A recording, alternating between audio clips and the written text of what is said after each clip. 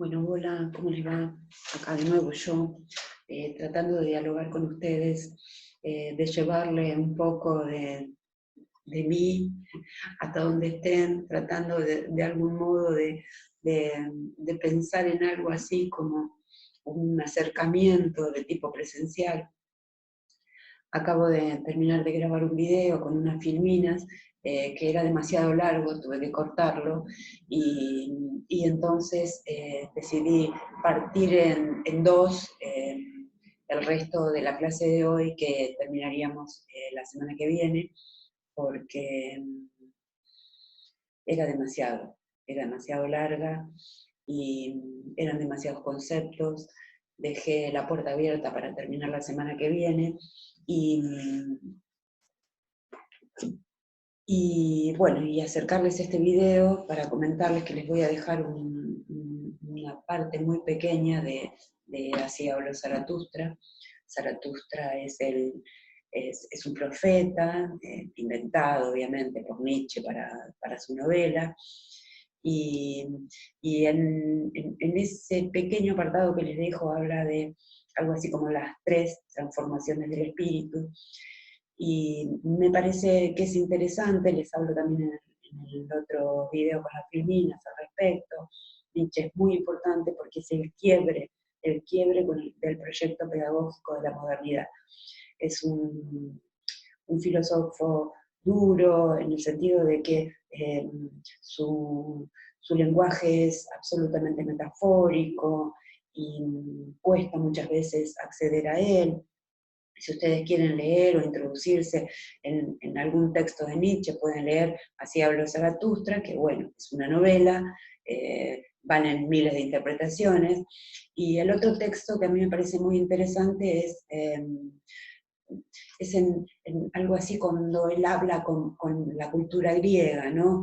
El origen de la tragedia a partir de la música, y él era muy amigo de Wagner, y en ese sentido lo recuerda en ese ensayo, y un ensayo en el que trata de criticar extremadamente radicalmente a los griegos clásicos, trabajando en función de dos dioses, uno que es Apolinio, que es el dios como del orden, de la rectitud, de, del deber, y en contraposición a Dionisos, que bueno, saben, Dionisos, el rey del vino, de la fiesta, del desorden, del caos, y entonces, bueno, ese texto es fundamental para comprender que los seres humanos no podemos regirnos únicamente por el deber, ¿no?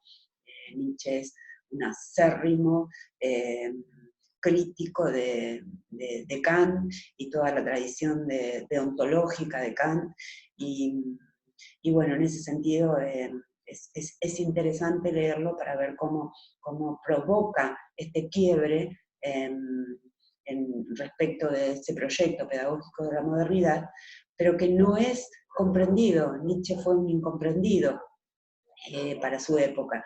Recién resurge, su literatura resurge de la mano de Heidegger y otros autores de principios y mediados del siglo XX, y muestran entonces esa fuerza, esa radicalidad, ese perspectivismo que tiene Nietzsche para dialogar sobre los deseos, ¿no? Bueno, el vitalismo, su famoso vitalismo.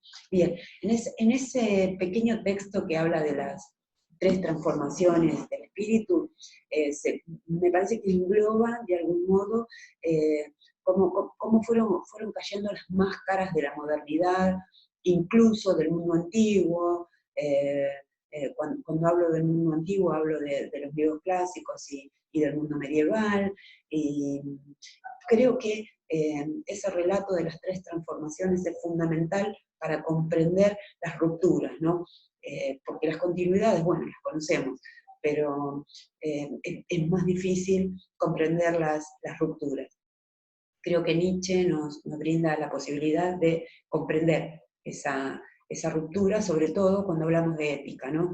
Porque nos muestra que bueno, que del deber, o con el deber es una máscara, es una idealidad, es un idealismo trascendental, que bueno, que las personas solemos mentir, solemos engañar, como les decía el otro día en la reunión, y que tenemos deseos, y a partir de esos deseos solemos ser muy egoístas, y tiene que haber un modo en la vida de compensar ese deber con ese deseo.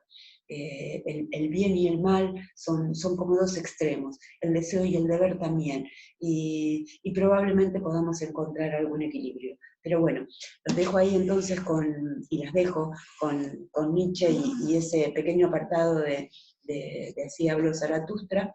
Les voy a dejar también un ejercicio, en lugar de compartir la narrativa en el foro, voy a dejar algo así como un caso para dialogar, para que dialoguen entre ustedes sobre diversas posturas respecto de qué harían en ese caso, ¿no? ¿Cómo lo resolverían?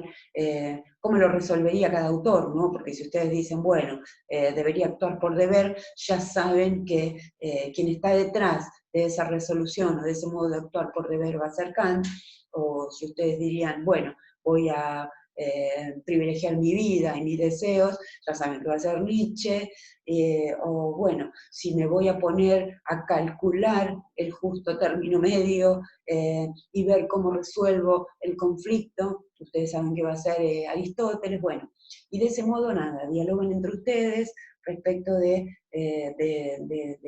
qué tipo de resolución, si es que tiene resolución, presenta este dilema o este caso que les dejo para que trabajen. La lectura es la lectura del segundo capítulo de Echeverría, de Javier Echeverría, y ni siquiera lean todo el capítulo si no tienen tiempo, podrían leer hasta. El tema de los valores es fundamental, hay que comprender de qué hablamos cuando hablamos de virtudes, de qué hablamos cuando hablamos de valores.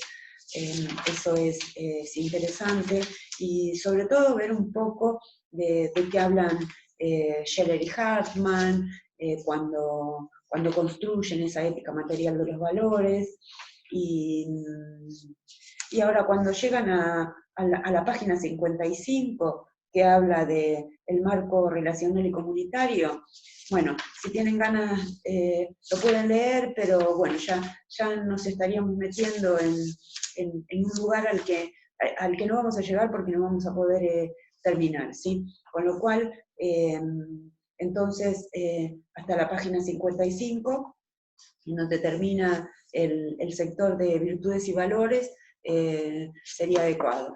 En todo caso, después les dejo bien ese dato en el cuerpo de la clase.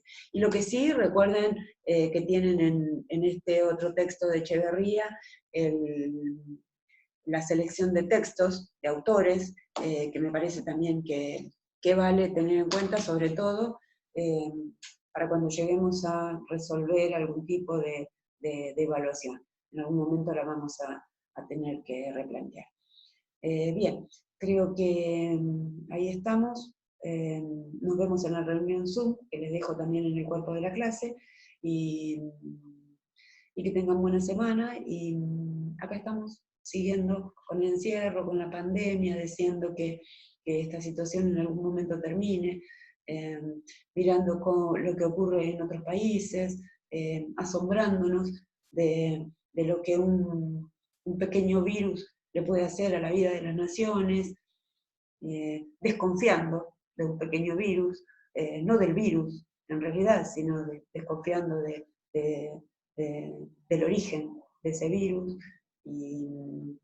y justamente como estamos hablando de ética, bueno, no vamos a hablar de bioética, pero tiene algo que ver, esta brutalidad en el sentido de la brutalidad técnica, digo, ¿no? Cómo se utilizan las investigaciones para construir artefactos.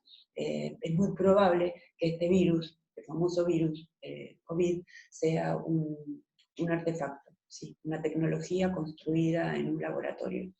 No lo vamos a saber porque esas cosas no se saben, o sí, o probablemente en algún momento podamos lograrlo, pero bueno, lo que hace la tecnología, y eso tiene mucho que ver con la muerte de Dios, cuando Nietzsche habla de que el Dios ha muerto el Dios, porque el Dios es el guía, el Dios es quien guía a los seres humanos en la tierra.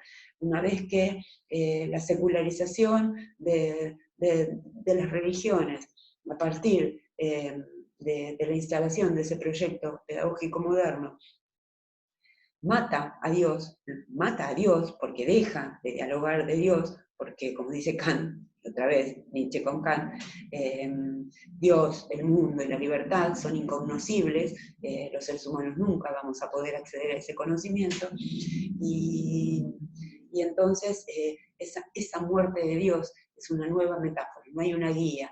No hay una guía para los espíritus humanos, no hay una guía para el alma humana.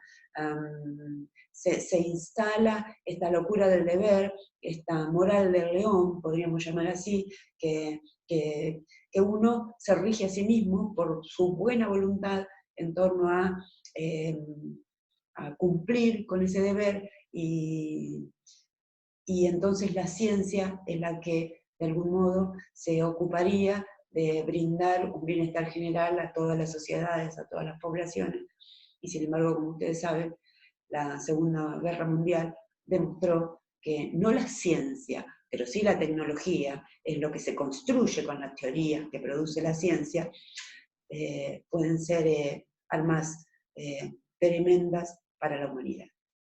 Bueno, estas son todas las críticas radicales a las que arremete Nietzsche, aún sin saber que pudiera haber existido algo como una guerra mundial. De todas maneras, lo que hace es esa crítica radical en torno a la técnica, ¿sí? Su problema es la técnica, lo que la ciencia puede desarrollar o puede construir en torno a esa técnica.